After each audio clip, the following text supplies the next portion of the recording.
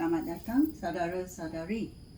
Kita belajar mengenai bolehkah kita lulus dalam ujian percubaan daripada Tuhan. Maukah kita mengikut perintahnya? Maukah kita taat kepada apa yang dia katakan?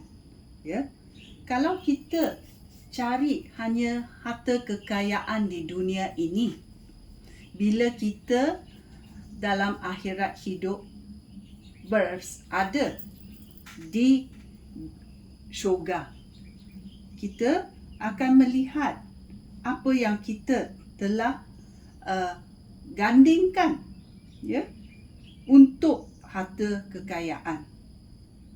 Adakah kita berjalan dengan tulus hati dengan Yesus Kristus? Adakah harta benda lebih berharga daripada berjalan dengan Yesus Kristus? Kita belajar dalam Filipai babak 3 ayat 8 sampai 15. Apa berlaku? Hubungan baik dengan Allah. Ini Paulus berkata, apa yang dia alami, apa yang dia telah gadaikan. Dia seorang yang kaya, tetapi dia gadaikan semua untuk mengenal Yesus Kristus.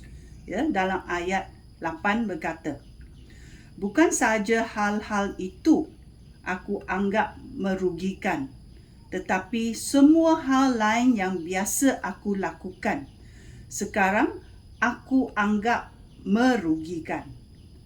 Dengan demikian, aku akan mendapat apa yang jauh lebih menguntungkan, iaitu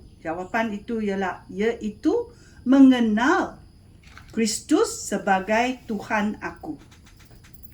Kerana Kristus aku telah meninggalkan segala perkara yang biasa aku lakukan. Dia melakukan segala yang biasa, tetapi bila dia mengenal Yesus Kristus, dia meninggalkan segala perkara biasa di dunia ini, harta benda dia. Aku menganggap semua itu sebagai apa? Sampah sahaja, supaya aku boleh mendapat Kristus. Dia meninggalkan segala harta benda untuk mendapat Kristus dan dapat bersatu dengan dia. Hubungan baik dengan Allah, bersekutu dengan Allah. Tidak aku peroleh dengan jalan taat kepada Taurat, tetapi dengan kepercayaan aku kepada Tuhan. Hubungan baik dengan Allah, tidak aku peroleh dengan jalan taat kepada Taurat, tetapi sekarang aku mempunyai hubungan baik dengan Allah kerana aku percaya. Aku percaya kepada Kristus. Hubungan baik itu datang daripada Allah dan berdasarkan kepercayaan kepada Kristus. Inilah satu-satunya keinginan aku, iaitu keinginan Paulus.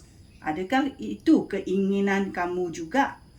Mengenal Kristus dan mengalami kuasa yang membangkitkan dia daripada kematian.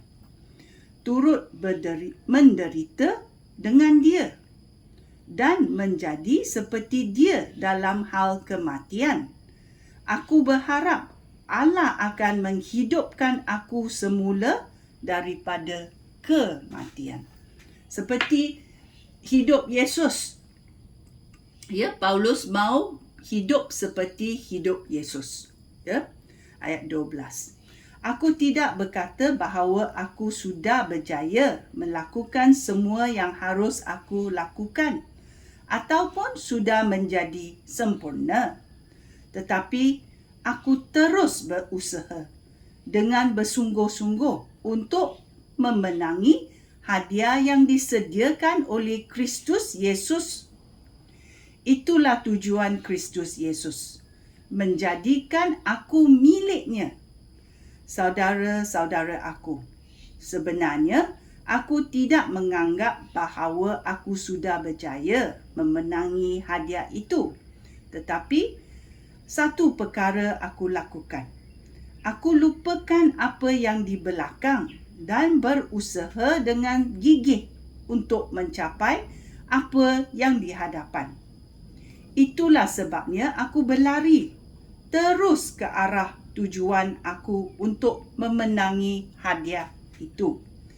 Hadiah itu hidup sejati dan kekal yang merupakan panggilan Allah kepada aku melalui Kristus Yesus. Hadiah itu adalah hidup bersama-sama Yesus Kristus.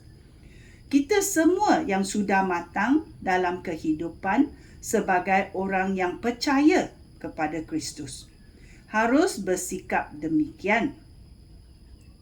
Oleh itu, jika ada di antara kamu yang berpendapatan lain, Allah akan menjelaskan hal itu kepada kamu.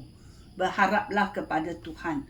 Tuhan akan menjelaskan hal itu kepada kamu kalau kamu tidak faham. Tanya dia, ya, hadiah apa yang kamu mahu?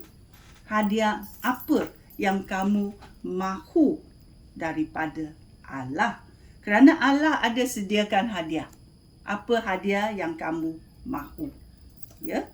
Sekian, terima kasih. Shalom.